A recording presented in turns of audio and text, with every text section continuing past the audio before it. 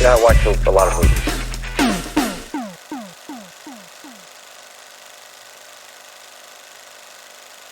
Furiosa, a Mad Max saga, was directed by George Miller and was also co-written by him and Nick Lathoris, and stars Anya Taylor-Joy as Furiosa and Chris Hemsworth as Dr. Dementis. The film follows the 18-year origin story of renegade warrior Furiosa before her encounter and team-up with Mad Max. Way back during the development of Mad Max Fury Road, while writing the script for that film, George Miller had written full fleshed-out backstories to the characters of Furiosa and Max. He had written a bit of backstory for Max's character that took place a year before the events of Mad Max Fury Road, but he had also written extensive backstory for Furiosa's character that took place over 18 years leading up to the events of Mad Max Fury Road. The original idea was Mad Max Fury Road would release, and then Furiosa's story would release as an anime. But while working on Fury Road, he had decided that he wanted to give Furiosa his full attention, and so after some of the anime had been storyboarded, he decided that he wanted to turn it into a live-action film instead. And so now, 9 years since the release of Mad Max Fury Road, we now have that film. The film was shot on a budget of an estimated $168 million, and at the time of recording, it has just finished up its first weekend in theaters and has grossed $65 million worldwide. But was this film worth the 9-year wait since Mad Max Fury Road? Does it hold up against the rest of the films in the Mad Max franchise without even having Max in it? Let's jump into my review for Furiosa. I'd like to start this off by highlighting something that I haven't really talked about too much in my Mad Max reviews, and that's how every movie is completely different than the one that came before it. So it helps each one feel a lot more unique and different rather than just kind of the same old thing. Like when you look back to each individual entry in the franchise, they are each completely different than the one that came before it, and I really respect that. And so with that said, this one keeps up with that trend and is quite a bit different than Mad Max Fury Road. It shares kind of the same look and aesthetic as Fury Road, and that's because it's the one that's the most directly connected to the previous film, but really it's a completely different beast altogether. Fury Road was sort of this one long chase sequence that lasted the whole film and was essentially non-stop action, whereas this one really takes a step back, focuses a bit more on story and a bit more on the world building, and so it's more epic in scope in that way. And where Fury Road was probably just a couple days, this one charts over 18 years of Furiosa's life, and this one is also split into chapters, so it really just makes this one feel much bigger and grander in scope. But like I said, I really just got to respect George Miller for coming in here and not just doing Fury Road 2.0, and I know that was never really the intention anyways. He had already been developing this film, but he could have changed some stuff around after the success of Fury Road, but he didn't, and I really just respect that. But this one feels almost more in line with the original Mad Max because it is a bit more personal and it's kind of this revenge story. But I really liked that. I really liked the change of pace and how instead of focusing so much on action, he decided to focus more on the characters and the world building this time around.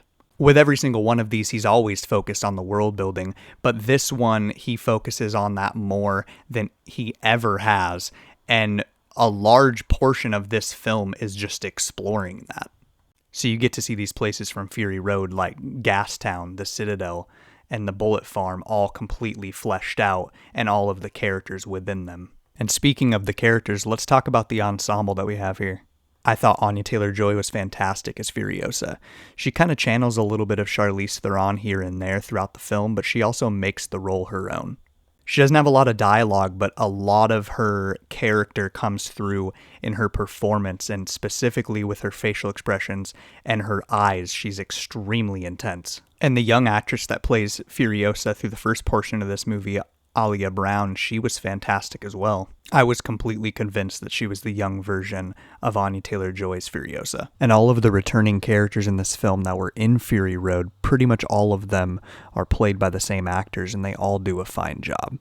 The only one that did not return was Immortan Joe, unfortunately, because Hugh Keays-Byrne passed away in between these films. but he was recasted with Lockie Holme. Hopefully I pronounced that right. I think he does a fine job of recreating that character. But the real standout for me was Chris Hemsworth as Dr. Dementus. He gives a really good and entertaining performance as this very chaotic and unhinged villain. He's kind of stupid intelligence-wise in comparison to someone like Immortan Joe, but that's just what makes him more unique. And one of my favorite things about Mad Max Fury Road is that visual storytelling that I thought he did really well in that film. He continues to do that here, and he excels once again. There isn't much expositional dialogue. A lot of the story is told through character actions. But what's a Mad Max movie without the stunts and the action? As I mentioned earlier in this review, it doesn't really focus too much on action this time around. It focuses more on the story, but that's not to say that there isn't some action sequences here that are fantastic.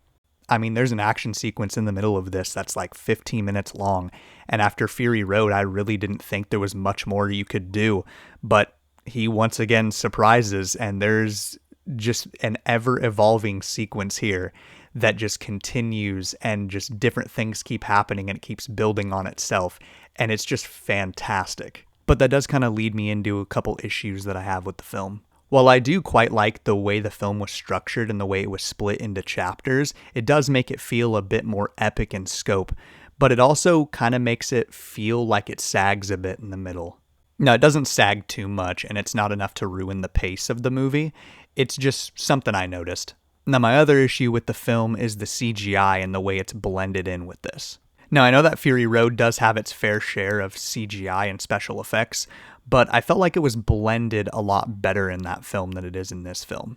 There are shots and sequences here that look absolutely gorgeous from a cinematography standpoint and from a practical effects standpoint, but then there's other shots and sequences that the blending of the CGI and green screen just looks so noticeable. It stands out a bit during some of the action sequences where there's practical effects happening and there's shots that are practical, but then there's also shots during the same sequence that are very heavy CGI and green screen.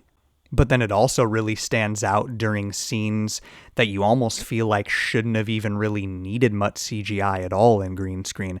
Like there's a scene where a character is driving a motorcycle into a canyon, and you can just tell everything you're looking at in the background is completely fake. And it just stood out way more here than it did in Fury Road. But those were just a couple issues that stood out to me, but they're definitely not enough to ruin the film. Overall, George Miller has crafted another great film in the Mad Max franchise. He's 79 and he's still directing action films like he's in his 30s. It explores this world that he has created with more depth than any of these films ever have.